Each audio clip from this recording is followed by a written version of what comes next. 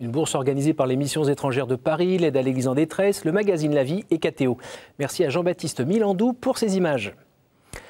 Les beaux jours sont là, beaucoup d'entre nous se préparent à prendre un temps de vacances estivales, ce qui n'est pas le cas de tous comme vous le savez.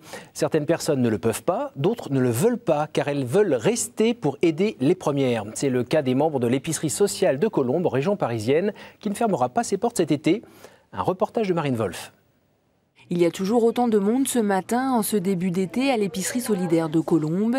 Ici, les 2 ouvertures hebdomadaires sont maintenues le plus tard possible. Alors la même question revient souvent. C'est jusqu'à quand ça va être? Alors, du 17 et on risque la première semaine de septembre. Entre-temps, un partenariat est mis en place avec Août Secours Alimentaire. Les 40 familles reçues ici payent 10% du prix des produits. Pour elles, c'est souvent le seul moyen de faire des courses. Ce qu'on ressort d'ici, on ressort avec peut-être, on va dire, 100 € de courses dans un magasin. Donc, nous, ça nous arrange. Au-delà de l'aide alimentaire, la trentaine de bénévoles qui se relaient ici accompagnent ces familles pour qu'elles retrouvent une stabilité. Maintenir ces liens tout au long de l'année est indispensable. C'est souvent des personnes isolées, pas mal de femmes seules ou de familles monoparentales.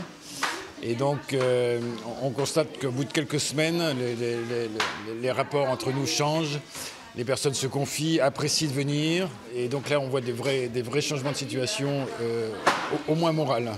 C'est très important, c'est qu'il y a des gens qu'on parle, qu'on discute, beaucoup de choses. Ça fait du bien. Partout en France, l'été, les 30 épiceries solidaires de la Société Saint-Vincent-de-Paul tiennent des permanences ou mettent en place des partenariats pour ceux qui ne partent pas en vacances. La délégation